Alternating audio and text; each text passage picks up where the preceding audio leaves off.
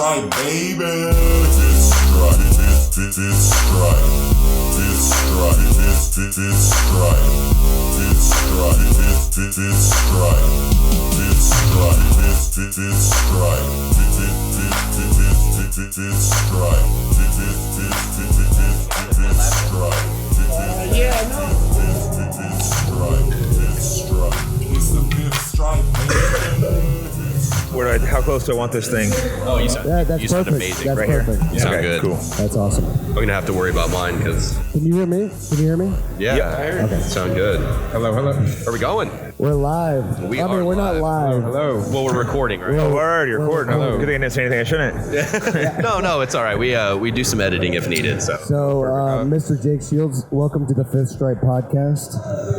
We named it Fifth Stripe Podcast because sometimes you're waiting for that next belt and you don't get it, and you might just get a fifth stripe instead of a fourth one. So that's kind of how this podcast is. We're Does he have? Do you have a fifth stripe story where you think you're going to get promoted and you didn't?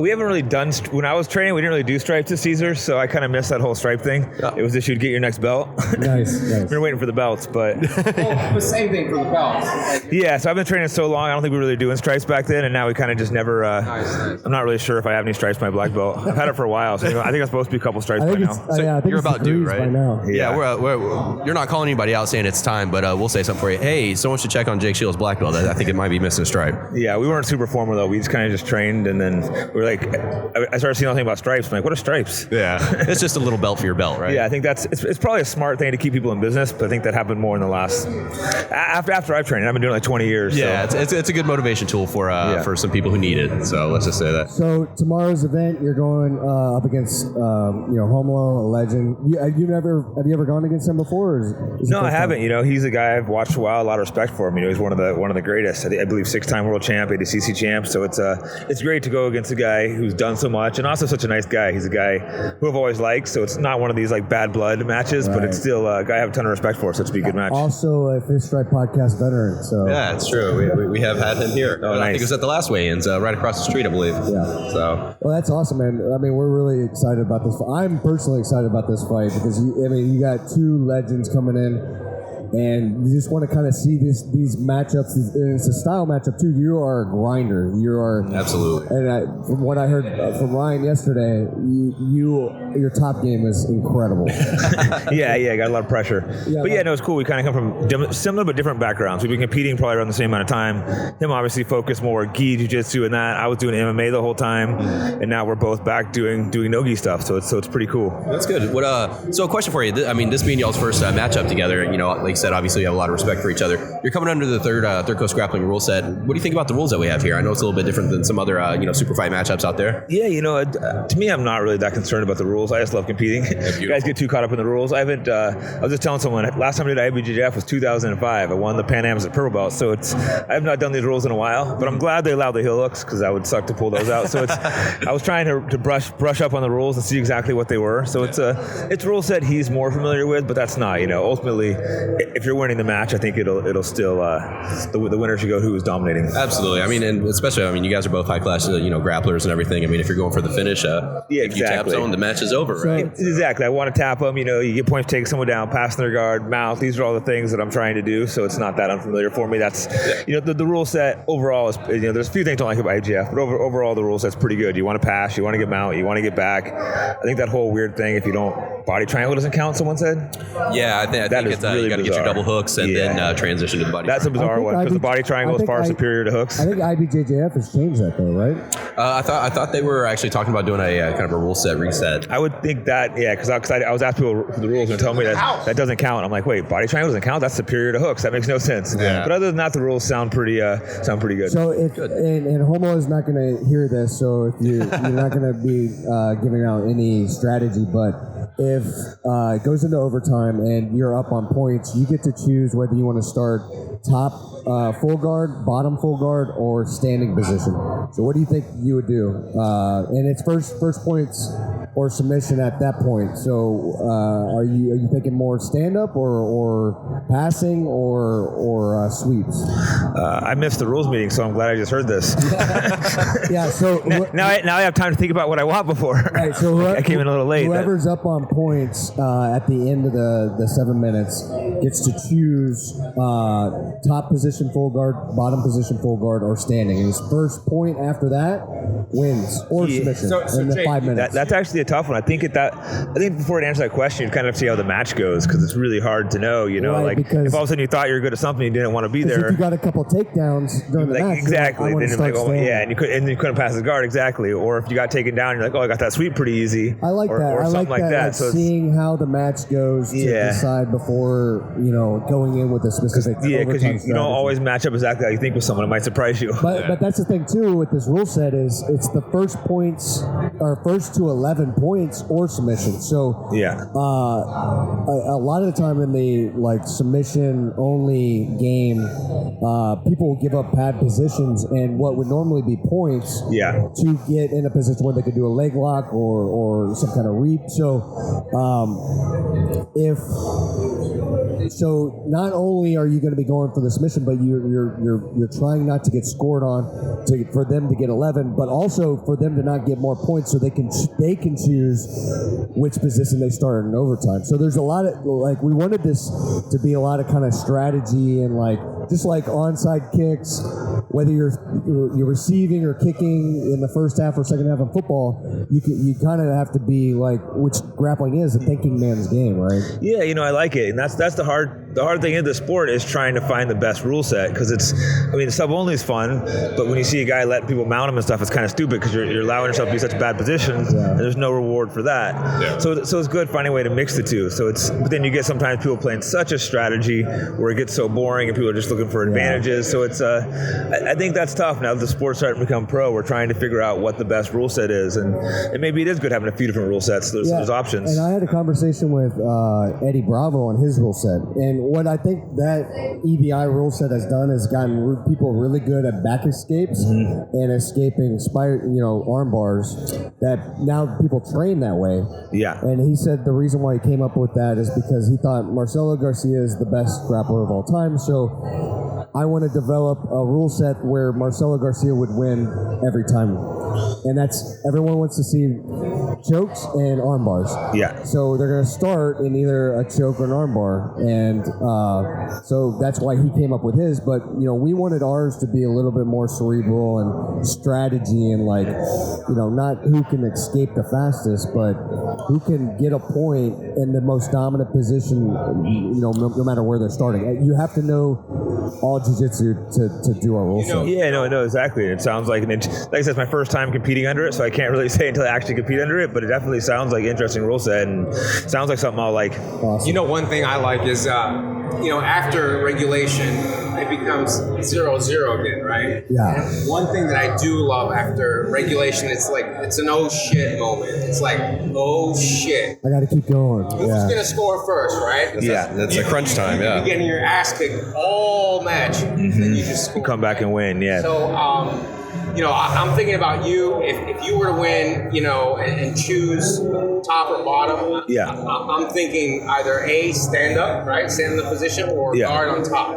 Top guard. I mean, that's what I'm thinking for you. Yeah, it's hard to say though, because sometimes those sweeps, you can get those sweeps sometimes points right. pretty easy too. So it's that's why you'd have to kind of feel the match. You'd have to feel where you're having trouble with the guy versus where you weren't. It's one of those. I can see all three positions being good. So coming from an MMA background, you're starting to see a lot more MMA guys going into grappling promotions. Luke Rockhold just went against Nicky Rod and Polaris, which you're a Polaris veteran as well. Yep. So do you think it's gonna be even more common to see guys coming out of MMA want to still compete, still competitive, still want to have that competitive edge, but this is kind of the next evolution of their career? I definitely think you'll see more MMA guys doing this because it's there's a lot of us, we fought a lot of years. Fighting is a tough, stressful sport, but a lot of us still like have that desire to compete, but don't necessarily want to get punched in the face. And you can go out there where it's still a pro sport. It's not quite the same thing as fighting, but it's still similar. So it's a version that's less stressful of that. And you can focus your training on specifically grappling compared to MMA is like you have to be good at everything.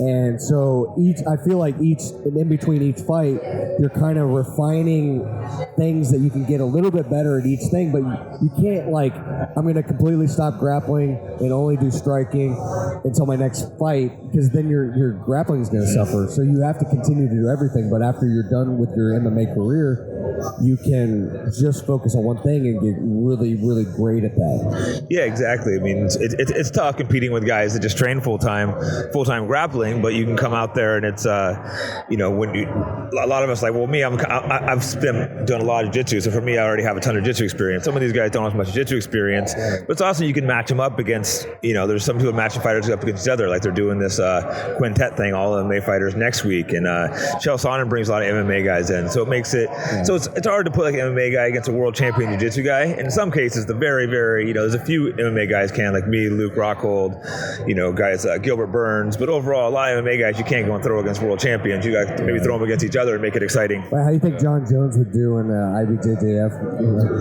I mean, he would be a lot of guys. I don't think he'd be like black belt world champion. Not like black belt world champion, but he would he'd still be like a blue belt, so he'd just...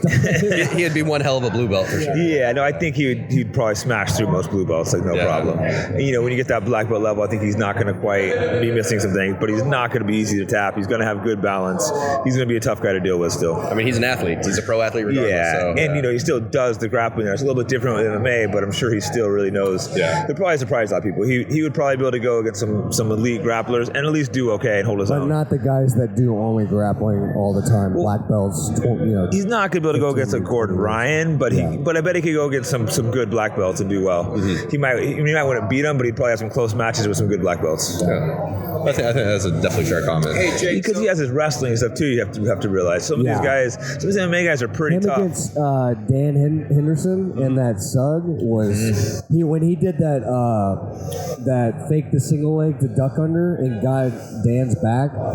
That's really only gonna work against a high level wrestler because they need the right reaction to the single leg for him to get that duck under. Yeah.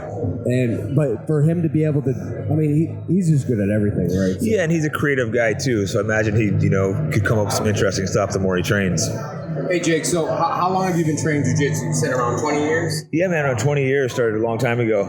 Kind of started jiu-jitsu right when I started MMA. When it wasn't popular? Yeah, exactly. Way back in the day. So my training was always split, always doing wrestling, kickboxing, boxing, MMA. Cesar Gracie. Okay. So yeah, mostly on Cesar Gracie. Spent a couple years training with John Donaher recently out in New York as well. That was a great experience being with, the Gordon Ryan and those guys. I have a few questions. First thing, remember that promo you had with... it's the coolest promo I think the UFC has ever had with GSP. Oh yeah, that was a cool one. That was badass. That's the best promo to date. Yeah, that was a really good one. What was it? Who's the band, the music, the song, and then you guys were walking. What was that? Yeah, that was I don't think what song that was. I don't know, but you know what. I know about it. But another thing, so you trained. What happened to Dave Terrell? What's up with Dave Terrell? Man, that guy's really, really talented. He teaches up in he has an academy up in Santa Rosa. He had a lot of tough students out there. It's phenomenal. He's one of those guys who's just really, really good, but I think he never was super into competing. He was always had to kind of push him into it, and he still had a good run. Even not wanting to compete, he still fought for the UFC title and almost won it. He beat Evan Tanner, and then he kind of slipped at the guillotine and got caught. No, the guy's a big fan of his. Yeah, no, he's phenomenal. One of the best guys I've ever trained with. He was just an absolute beast. But I just think for him, it was always a struggle getting him to compete. So he's up there teaching. Has a really has a tough academy up in Santa Rosa. A lot of good guys out of there. So being from California, you can't throw a stone without hitting a jiu-jitsu gym. The level of jiu-jitsu in California or Southern California is like super high, right? Do you think kind of coming up in that area definitely helped you get that much better at jiu-jitsu a lot quicker? Or? Yeah, I was just, lucky training jiu-jitsu. Well, originally started with Chuck Liddell, which is not a high-level jiu-jitsu guy, but he's still tough wrestling. Then I switched up to Cesar Gracie's gym pretty early on. I was just lucky to be at a good place, with Cesar there. Is it MMA that wanted you, that got you into jiu-jitsu originally? Yeah, I actually started doing MMA, I guess, kind of before jiu-jitsu, but we would obviously play around with submissions, and that's when I saw Cesar's gym, saw guys like David Terrell, Gil Castillo fighting in these small shows. How old were you when you started? What was it, 20, I guess it must have been like 20? 20 years old, so you're like, so what was it about fighting like that did you wrestle in high school? Yeah, I was wrestling in high school and wrestling in junior college out there, and I just always had a lot of energy, liked to get in fights, so I was like, oh, this is fun. And you know what? It's deceiving. I could do this legally. I used to watch interviews with you, and I'm like, yo, this guy looks like such a fucking nice guy. Like, he's always fucking smiling, and Yeah. he doesn't, and then I feel like a lot of the guys in grappling now, they don't know who Jake Shields is. Right? No, I disagree with we that. know, but what I'm saying is a lot of these newer guys. Some of the new guys. And this is great. And I have another question. Are you still fighting? Were you fighting before? I'm not retired, but I haven't been looking for fights, so I'm kind of unsure. If something pops up that really interests me, I'd hop in there again. But I might just stick to grappling too, kind of just seeing where it goes. Like I still staying in shape and everything. Doing a little bit of strike. I'm doing less striking than grappling now, but still, hitting pads a couple days a week. Not sparring too much, maybe I feel a couple times a month. So I'm sparring. There's starting to be more money in me, running a grappling promotion. Yeah. I know that there's starting to be more money into the grappling game. Yeah. And even at our last event at Warehouse Live, which is right next door, there was people there that they were like, you know what, I can't stomach sometimes the violence of UFC and MMA, but this is perfect because I get to see guys fight, and you're not gonna. There's not a lot of like, besides professional wrestling. There's not a lot of avenues for wrestlers when they come out of college. So this is pretty much either MMA or jiu-jitsu is the next best thing. And it used to be all MMA, like that's where the money is. Yeah. But now there's more money in jiu-jitsu. That's another avenue that can be grown. Yeah, I think it's great that there is a little money here. Obviously, it's not the same kind of money as MMA, but there's starting to be, especially you add guys doing seminars, guys like Gordon Ryan. I'm sure I think he's well over $1 million this year. But he's videos. He's the biggest name in the sport. But he's smart with his marketing, right? A couple years ago though, there was nobody making $1 million a year in jiu-jitsu. So and that's why it's so funny that he gets a lot of hate because he's literally getting more people interested in jiu-jitsu, and people hate him for it for some reason. Yeah, I think he's great for the sport. It's just the shit talking. So people that don't know him, they see him like, oh, this young kid, he's so arrogant, talking crap. But it's like great Howard for the Stern. sport. He had more people that hated him listen to him longer. He's like, I don't care if you hate me or love you. If you're listening to me, then I'm exactly. money. He's bringing in eyeballs. Thing is, though, Gordon's backing it up too. He's beating everyone. If he wasn't backing it up, then it'd probably backfire. You train with him and Gary Tonin. I mean, you just train with the top of the top. Like, how is it that kind of training environment when you went in there? Man, it's so great. Having MMA being part of like one of the best teams of all time with Nick and Nate, Gil Melendez, and then to go to switch over, because Henzo and Cesar are cousin, and get a chance to train with one of the greatest jiu-jitsu teams of all time. So it's so great getting part of just these guys that are just legends in the sport. How is rolling with the Diaz brothers? Oh man, it's great. They're they have the burst rep. They're the greatest training partners. Super nice guys. Never hurt anyone. Never almost turns into fights and sparring. Who said they have a bad rap? Who said they have a bad rap? Well, I mean, maybe not in the jiu. I think most people in the jiu-jitsu community know they're nice guys, but I think overall, just random people are always like, "Oh, those guys must be crazy." Yeah. It's like, nah, man, they're super chill.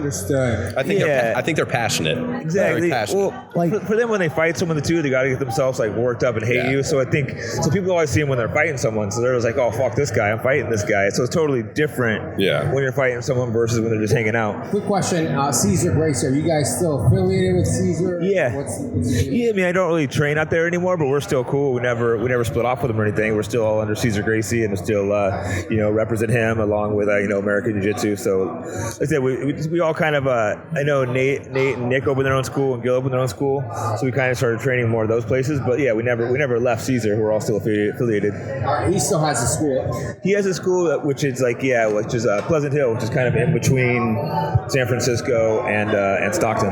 Do you ever roll with or train with Bill Cooper? Who's that? Bill Cooper. Bill Cooper. I might have trained with him a long time like ago. The original like American Jiu-Jitsu guys. Right? Yeah, I'm trying to think if I trained with him. I may have trained with him like once, like because I know I've trained with Jeff Glover a few times, and Bill was always with him. So I feel like I did train with Bill, but it was a long time ago. That guy's an awesome guy too. Like, he's really good, man. Small dude, but he's got some tricky stuff. Yeah, I saw this video of him where Eddie Bravo called out to him like, do a twister.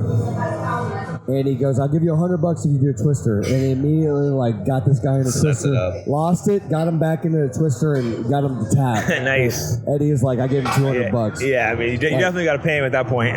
Yeah. So what are you weighing at, Jake? I'm weighing like 195. Okay. So you're walking around weight or? Well, yeah. So that's a lot heavier than your MMA weight, though, right? Yeah, no, I've been trying to bulk up because I have all these matches at bigger weights, so I'm trying to get big. But I could, I usually compete in grappling around like 180, which is I could get down to that like by tonight if I want to, because I could drop 15 pounds real quick. You're like so used to it. Yeah, like I could get back to 170 again, but it would like take me a little bit. I'd prefer for grappling. I'd probably want to go below like 175 because unless you get paid, I don't want to cut that kind of weight. This is good money. And weight cuts are almost more brutal in the fight, man. Yeah. Yeah, the weight cuts. And they always say like jiu-jitsu weight doesn't matter as much but it doesn't matter as much if you're going against an untrained person.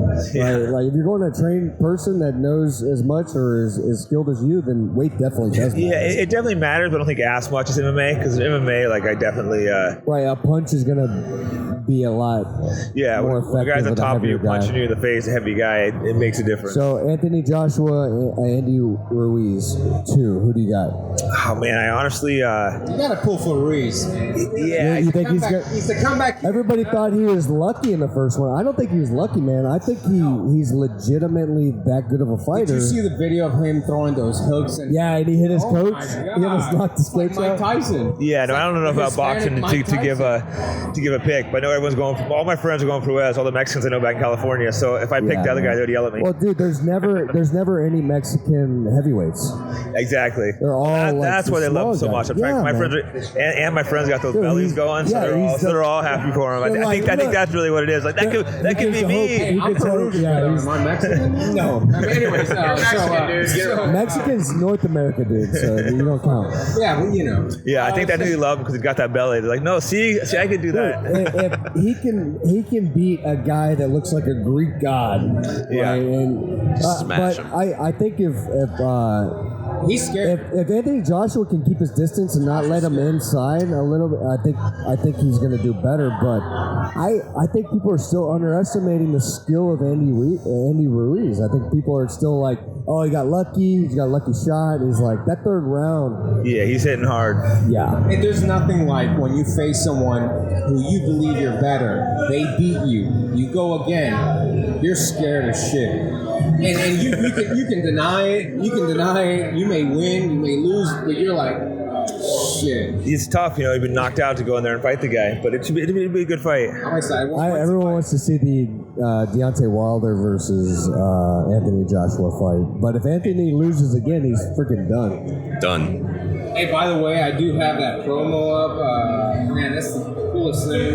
Yeah, I haven't seen that in years. I remember that, though. It was a cool promo, but I forgot all about that until you mentioned it. It's the coolest He doesn't thing. stalk you at all. He's our resident. I remember. And it was one of those promos. I know a lot of people liked it. People were always like, oh, that was the coolest He's a big promo. Valley it was really good. He's a big Valley Tudo fan. And So. the reason Mainly for the shorts. The reason is at the time I really didn't like GSP because I was a BJ Penn fan. Yeah, sure. Like, I hope so gets beat up. Before he, I don't know what the hell happened, but Prodigy. it was Fort Minor. The song was. Yeah, that's what it was. Oh, Lincoln Park, right? It was. No, well, Fort Oh, Minor. Fort Minor It's is the those Lincoln Park guys. guy. And so, man, that was great. But hey, thanks for coming. I wish you the best of luck. Yeah, absolutely. Thank you for be good. joining our podcast, man. It's I'm pretty excited awesome. about tomorrow, man. It's gonna be an Awesome, amazing fight. yeah, it's a good one. So, yeah, great talking with you guys. Awesome. Thank you, sir. Sponsors, you want to say anything? Yeah, you want any shout outs? Yeah, Kimera Koffee, MusclePharm. So Cool. All right. Great. Awesome. Thank you, Jake. Yeah. Thank you for talking with us. go. All right, guys. Hey, Fields versus GSP promo. That GSP promo, Man, that's the right. coolest shit I've ever seen, man. Yeah. You know, I was like, man, because they're like walking through each other, right, and by each other, and it's like. I gotta look at that because I don't even know what you're talking No, about. it's the best shit. Keep It talking, was, Alan. Let's see if I can fix your mic. Check. There you go. There we go. I can hear you. I need a beer, bro. I purposely turned this